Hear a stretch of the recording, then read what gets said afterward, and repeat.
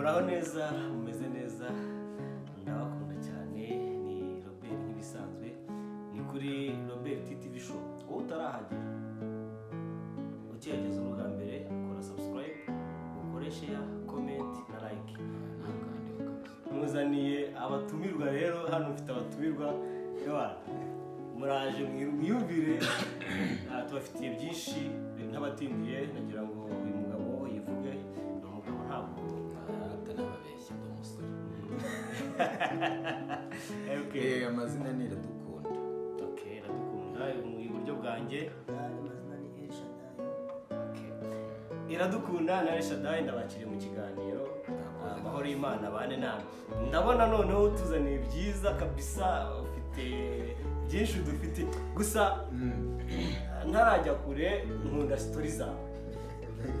story zawe duherutse guhurira ahantu mu muhanda niba turaganira nkubita story bituma ngenda nishimye ariko se ntarajya kure utuzaniye iki muri aya masaha oya nyina kintu bazaniye ku kibazo cyaranga ndacyabaza ikibazo nayerekare baza abantu kumva tugasa n'abakijya impaka muri cyazo cya mbere mwiriwe wiriwe neza wiriwe nabeshya ntabwo wiriwe mubaza ikibazo ngiye mfite ahangaha uri kwemera ko Imana ikora ibintu ishaka ninjye waje Elshadai mwese abanze wowe njyewe nzi ko Imana ikora ibyo ishatse ndabyemereje Shada urabyemera nanjye nk'uko byumva Imana ishoboye byose irabishoboye kandi yanabikora sani ko ikora ikintu ishatse itavuze ngo irabazana yabikora noneho rero on topic y'uno munsi murabizi ko mu isi Imana igeze kohereza abamarayika bakaryamana n'abagore b'abantu Imana ikarakara oya umva wambwiye story nyinshi reka nibitemera bibiri nayiza ndende utazagira ni pirate do bibiliya ye oya ntago ari niyandiki oya subiramo numva Imana yohereje abamarayika mu isi wenda icyo nibuka neza ni ikintu bari baje gukora ariko ngo barahageze ngo babenguka abagore bo mu isi barababenguka abagore bo mu isi ngo kigeze bari beza cyane oya none se bihuri ni kubenguka bihuriye no gusambana nyuma yo kubabenguka rero nta cyakurikiye barabasambanyije kuko abamarayika nabo bari beza biranditse oya tubwira ahantu byanditse Imana ishyigikiye abasambanyi ese ibyo bihuriye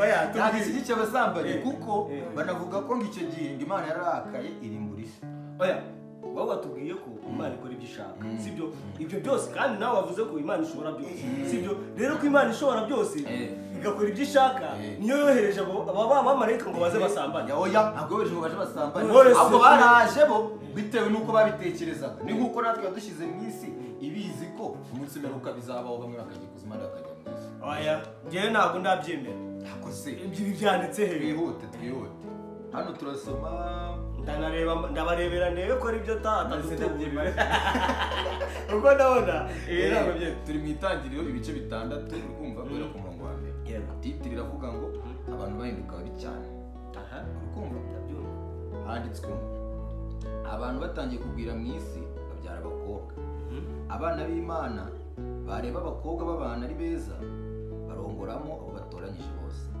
Uwiteka aravuga ati umwuka wanjye ntazahora aruhanya n'abantu iteka ryose kuko ari abantu b'umubiri nuko rero iminsi yabo izaba imyaka 120 muri iyo minsi abantu barebare banini bari mu isi no mu gihe cyo hanyuma abana b'Imana bamaze kurongora abakobwa b'abantu babyarana n'aba bana aribo za ntwari za kera zari ibirangirire kuko izi muri zikurikiranye neza usanga ko nibuze story y'uramu jene bitaga Dawidi yego urabizi ko Dawidi yishe Shada kuri yateze aranga ni yategusa ishaka yategusa arundishe Dawidi ntabwo yishe Abafilisiti Dawidi oya wishe Abafilisiti oya Dawidi niwe ko abaye Imana ntabwo yishe Abafilisiti ahubwo Samusoni wishe Abafilisiti nabyo se tubibura oya reka tureke ibyo turimo ariko Ibyihishe n'Abafilisiti ako no kuri yatera mwisha ariko wari ucyamamare yari Goliyati kuko niwe tuzi none Goliyati rero urabizwe yari ikigabo kinini bavuga ko ngo nawe muri abamarayika baryamana n'aba bagore babateye amata ushatse kuvuga ko Goliyati yari muri uwo muryango bari abantu barebare cyane b'ibisore bako bavutse ku gaki kuri aba bamarayika ndagukomereza yewe umenye none nibwo bwa mbere numvishe bibiri ajya muri gatandatu rimwe mwemera mujya gusenga ariko niba musenge cyangwa se gisa nkazi ako ntabwo bizi kunsenga ako rero ntabwo ndakomeza mubwira kandi Uwiteka dukomeje ku gice cya 5 nako ku murongo wa 5 ku gice cya 6 kandi Uwiteka abona yuko ingeso z'abantu ari mbi cyane mu isi kandi ko kwibwira kose imitima yabo itekereza irari kubigusa iteka ryose Uwiteka yicuza yuko yaremye abantu mu isi bimutera agahinda mu mutima Uwiteka aravuga ati nzarimbura abantu naremye mbatsembe mu isi uhereye ku muntu n'inyamaswa n'amatungo n'ibikururuka n'inyoni n'ibisiga byo mu kirere nuko nicujije yuko nabaremye ariko Nowa agira umugisha kuki Uwiteka bameze ko bihuye nta mutwe ubwo twakomeye uretse gatoya uretse nakubajije watubwiye uburyo abamarayika boherejwe mu isi sibyo bakaza bagasambanya n'abakobwa tubyite gusambana sibyo tubyite gusambana niyo contest bazanye barasambanye ntabwo ariko baje kumariye bari baje ko aho icyo ngicyo nicyo bakabaje tukagira gute tugasubira mu itangiriro ibice 6 ukumva ibice 6 tuza ariko ndagusubiriramo abantu batangiye kubwira mu isi babyara abakobwa kumva abana b'Imana bareba abakobwa b'abantu ari beza barongoramo aho batoranyije mbega bo baje mu isi abamarayika baje mu isi sibyo ariko ntabwo Bibiliya ntisobanura icyo bari baje gukora oya nabyo birimo ahubwo vuga ukuntu Bibiliya yanditse uri kureba hano titre ibanziriza iyi ngiyi iravuga ngo urubyaro rwa Adamu ejo hari urubyaro rwa Seti hagati hakurikiye inkuru za Nowa Bibiliya ukuntu ipanze ntabwo ifata story y'umuntu umwe ngo imwibando ngo imuvuge story ye irangire ibyo kundi wapi yivuga uko Mose yagize ati yabibonye ko yanditse igitabo cy'itangiriro ahubwo icyo wakora bazategura content topic itaha haza gusa none icyo bari baje gukora uko ubundi icyo naje nateguye no kukubwira yuko abantu abamarayika baje kunza abantu papa abantu ni beza cyane bivuga ko rero none se ntukabone hariya ntukabone hari umuntu abashaka abagore 10 oya se ni gute Imana ifata abantu bayo bazima akabohereza mu isi bakajya gusambana kuki itabimenya mbere kose nyine nibyo nanjye nakomeje nkubwira guhera kare Imana kuba ibizi ibintu ibibizi ariko ikagushyiraho wowe ngirebe level y'ubwenge bwawe nyuma yaho byageze bite nibyo ndi kukubwira nyuma yaho yararakaye yavuga iti zarimbura isi si wabisaba byumvisha ko izarimbura isi ngo n'amatungo n'ibiguruka ngo nuko noneho igahita izanamo Nowa ikamubwira ati yubake inkuge none se Nowa yagiye kubaka inkuge biturutse ku iki cyaha cyakozwe n'abamarayika b'Imana bararakaje Imana bivuge noneho rero ko umwuka w'ubusambane aho zamumeretse kuzivanga zano twazikora bivuga ko umwuka w'ubusambane wari uriho kuva kera baba we sibyo nose rwankuba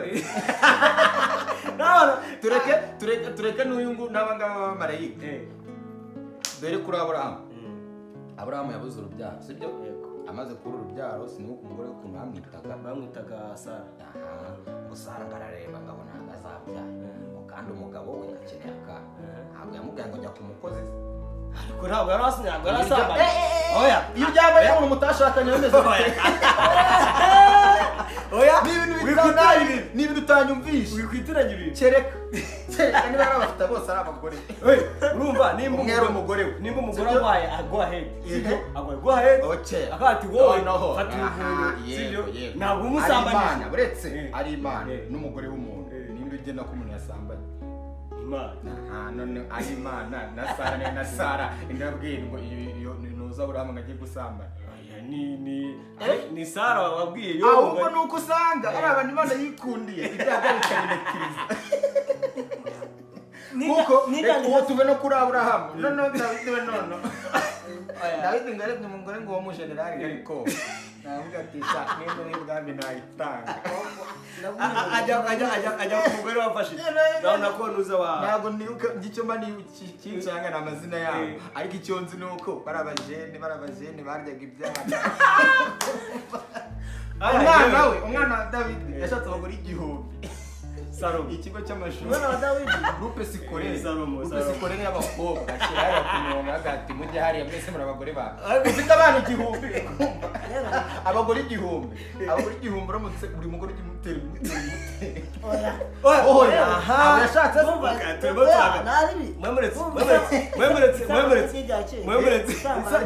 sa gusa kukise baravuga ngo muri science ufasha abana babiri umuntu n'umugabo ukamushyira mu cyumba ukabarekeramo ukajya bahiga ibyo wasanga barabyaye ibyo ndabyo abarebwe n'iki kucyo tashyire mu bibazo cyangwa gutwi iki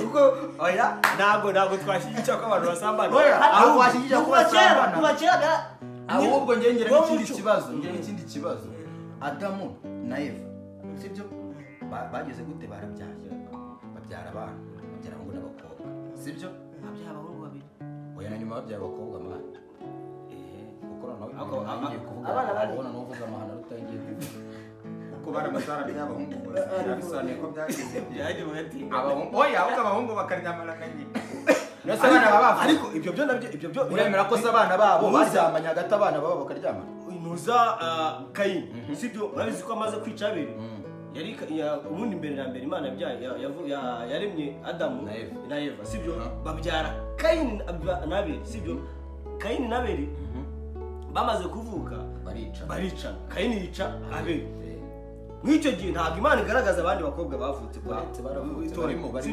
ariko icyo nzi nuko njye nakoze ubushakashatsi bwanjye nuko Kayini yaryamanye na mushiki we icyo cyo ndacyemera noneho turero sinibuka n'izina rye nararire mwere kuko nguzambana byahozeho ahubwo ari uko ibihe bigenda bihinduka ibyo umuhungu n'umukobwa uryama baretse icyahoze ari icyaha ku bwa Adamu bigira ngo bakireka kuba icyaha nako cyahoze icyo gihe atari icyaha bigira ngo icyaha bitewe nuko amateka arahinduka yarahindutse n'amategeko kuko yahoze kera n'ubu ari kiri byahindutse gute yahindutse Imana ntihinduka sibyo ihora ari Imana kuki noneho se ahubwo abantu nitwe duhinduka abantu duhinduka gute turahinduka niba ku bwa Adamu Imana yarabyaye umuhungu n'umukobwa bavukana bakaryamana n'igira ikintu bagira kuki ubu ngubu ari icyaha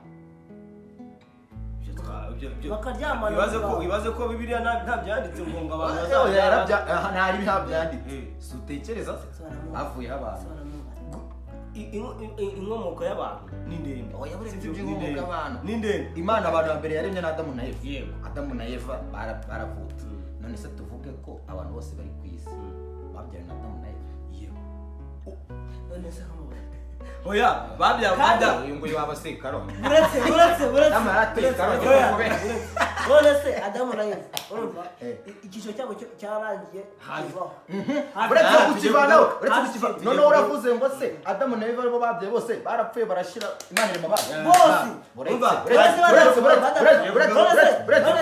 buretse uremera ko wowe utari mwe n'Imana buretse ugende gake ubitekereza urimo satani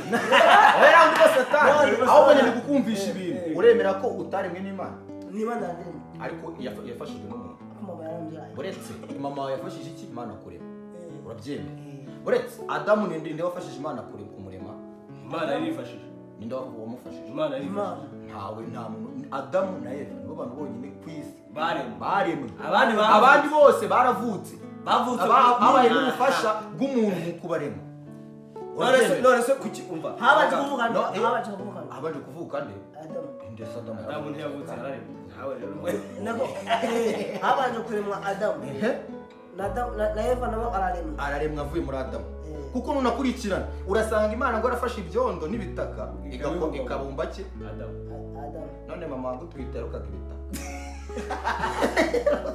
oya Imana yarakuremye umuntu Adamu Imana yamuremye mu ki bisobanuye ko mbere yuko Adamu Imana imugira umuntu wa nyawe ushatse kuvuga ko umuntu wabayeho ari umwe gusa abandi turi iki oya abandi babayeho kuba uriho ariko ntabwo ari mwe n'Imana ko bavuga ngo umubiri wakuwe mu gitaka uzasubira mu gitaka. Uyu mubiri wambaye ni igitaka.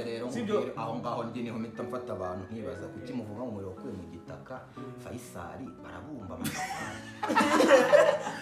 kwa Kanimba afite nk'amafuso agurishamo ibitaka. Ibyo byakozwe rimwe sibyo. Iyo umubyeyi yabyaye umwana bamuterurisha igiti. Wapi ni fomo yafashe. Forume. Yafashe forume. Forume. Kuko baza wumve. Forume amatafari. Mvadasha mwavuze kuva mbere. Ngo Yesu ashoboye byose. Imana ishoboye byose. Nta kitakora. Yego. Yafashe cya cyondo rero. Igihe ubuzima. Kereka ikintu nakemera nuko icyondo kuko muri ibi bishobora gusanga bari kuvuga ngo mukubise ngo urushyi rufite ikindi kintu gisobanuye. Ugasanga yaramuhaye nk'akantu ko kurya. Bicereka n'ibyo cyondo atari icyondo tuzi. Gusa niba ari icyondo tuzi. Ari none. Ngo rero byarasanga ko kwa Kanimba ari bacuruza ibitabo. Aya mureke tugaruke kuri. Tugaruke. Afashe kara kabora kari akabaho ihinduka inyamaswa. Hahinduka inyamaswa. Noneho rero ngende ndashaka kumubwira. Wenda icyo uri kuvuga ndi kucyumva ushaka kuvuga ngo wenda ngo abanje kuba ibitaka nyuma ngiguhindura umuntu. Oya. Nyine byatangiye kuva mbere aho byahereye uravuze ngo Adamu ari mwango naye ngo waruhari. None se byatangiye. Akimurema. Yasemushyira mu mushobozi. Yamushyira mu mushobozi kuko yamufasha nayo kurema. Kuko ntabwo Imana yari guhoriza ngo niba Shadari ngagiye kubaho ngo yegere ifate ibitaka ngo yegere ikombe ifate ngo n'umugore wawe. Nyine urumva tuzi ko sibyo Imana yasiha ubushobozi Adamu sibyo bwo kugenzura za nyamaswa. None si inyamaswa zo sizaremwe. Ahubwo nanjye mfite ikibazo. Gusa inyamaswa zaremwe gute? Aho so ni ijambo. Imana yavuga ngo habeho. Ariko umuntu yamugize ute? Yaramuremye. Yabumbye umuntu witwa Adamu gusa. Natwe rero kuba turiho turiho kubw'ijambo. Ako ntabwo abumva. Turiho kubw'ijambo. Ntabwo ijambo. Urumva nimba Imana ivuze ngo wowe iradukunda vukira kwa Domiti. Mama wa yakubwiye ko se ajya kukubya akubwiye ko ngo numvishe ngijambo. Oya. Ako yarabyumvishe. Umva kano papa wawe yabwiye mama wawe ati tubyare. Sibyo uvuza akantu keza. Imana ifite abana. Biravugana. Uzikira gikivuga. Ariko oya biragi abafite umugabo bwo kutavuga ariko bafite uburyo bavuga. Ashaka ari ukuvuga n'uburyo. Oya nawe uzikira gikivuga. Cyangwa duclose ikiganiro ngako. Uraki. Oya mureke tugaruke kuri muzaho Imana ireba umuntu akabata umuntu ari hejuru ya byose. Urabyemera? Kuvuga ngo Imana yafashe umuntu iramurema n'ukurema. Ifata inyamaswa ivuga umuntu. Umuntu ko nanjye ndi umuntu. Kandi yafasha Adamu. Sibavuze bakomotse baretse ariko bakomotse byo n'iki. Adamu wakuri kandi n'uri Kigali. Kugira ngo ngo umuntu yaremwe yafashe Adamu iramurema abantu. Irarema uvuga umuntu uvuge Adamu. Ni na Adamu. Ndavuze Adamu so umuntu. Waretse ariko. Cyabaye musi. Nuvuga umuntu buri uvuze umuntu ni izina rusange. Nuvuga umuntu agira bumvuze. Kandi Imana ntabwo yambunye. Yaremye Adamu. Adamu iginaho imuha ubuzima abumuntu. Kuko reka muri kukuntu. Baza wumve. None se ukuntu Adamu yangana kungana. Oya se baramubonye. Ugutamona kose nta Adamu. Oya witujyana. Adamu se witujyana muri bya bishushanyo. Ibyo mubwiranye. Witujyana muri bishushanyo. Imana uko yahoze kera n'ubu niki. Bisobanuye ko Imana iramutse yongeye ikare mu ndi muntu. Uwo muntu yaza photocopy ari Adamu. Umva ijambo rimwe rikuroza inyuma gusana mama wawe riravuga ngo sibyo tuvuga gusana mama Imana iravuga ngo reka turema umuntu ase nawe agira ishusho ntago ari gusa nibyo yavuze vuga ngo ni foto reka nkubaze iki kirasi igikombe nubwo batari kukireba cyasi igikombe ariko gifite ibyo bisa kwijisha nari ko ariko bisa cyane igikombe ibyo bisa nta kindi cya plastique kibaho kira ni kiraho nta cya plastique kibaho byose ko nibikombe mu izina rusange none wakoze cya gikombe no wakoze cyo ngicyo nibamo none ni bimwe byo ntabwo ari bimwe ariko bifite forume imwe ariko si bimwe ngiye cyo iyo bavuze forume bavuze ibice Adamu afite amatwi nawe urayafite afite amazuru nawe urayafite afite amaso nawe urayafite ariko Imana yatanze ubushobozi bwo kugira ngo wowe iradukunda uvuke yabuhaye niho hayoboye mama wawe na papa wawe mama wawe yaduha none se ubundi twari turi ku ingingo turi kuzaho sibyo nuko ari mwe muri kubivangavanga aho mwamaze kunyemera ko abamarayika baje mu isi bakarya ibyana nyine kuba babiriye uzi ukuntu hari umugore bita ngo niba ari inde ako byanashoboka hari umugore ngo sara umugabo yamubwiye ngo ngiye mushaka kumbwira ngo bwami bwose mbukwiye umwe w'igihumbi n'umwe wanyu uwo mugore ngo ukuntu yasaga ngo kera noneho ngo baryaga ngo imigati ngo yo mu ngano kadusoza inzara umva gusa reka mbere yuko duclosing ikiganiro tujye ku umwanzuro twari dufite topic ivuga ko abamarayika bavuye mu ijuru bakaza gusambanya abantu bo mu isi sibyo gusambana byahoze usanga ari ibya kera gusa nubwo turi kuvuga gusambana biriya nika gusambana ivuga kurongora ariko ntabwo kurongora ivuga ntabwo ari ngo ifashe ba bagore babashyize mu mago oya mu bamago se kandi ari abamarayika kandi ngo baje bakanigenda n'ibyo ikindi cyagaragaye ni uko nyuma y'ibyo byose sibyo nyuma y'ibyo byose aribwo Imana yarebye ikabona ko isi ari umwanda sibyo yararakaye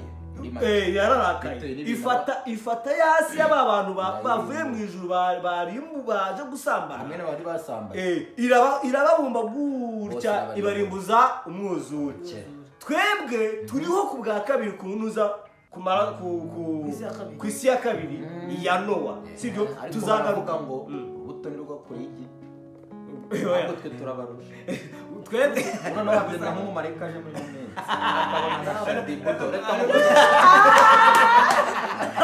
ahubwo Imana yabikuyeho ntabwo bari kwazasira ikigaragara ni uko sibyo tuzagaruka sibyo tuvuga uburyo Nowa yabwiye abantu ngo bajye mu mujyi sibyo ari umuntu mwakabwira isi nabyo ni ikibazo nabyo harimo gusa ndagushimiye iradukunda kuko ndumva ufite utumye ntekereza cyane utumye njya kure ku buryo ntabwo nashadaye umubwiye nawe reka ndakoze mu bitaka niwe ubu niba dukoze mu bitaka kuki tujya kugura itaka reka dusoze ntiwakabagira ko tukivomera kubaka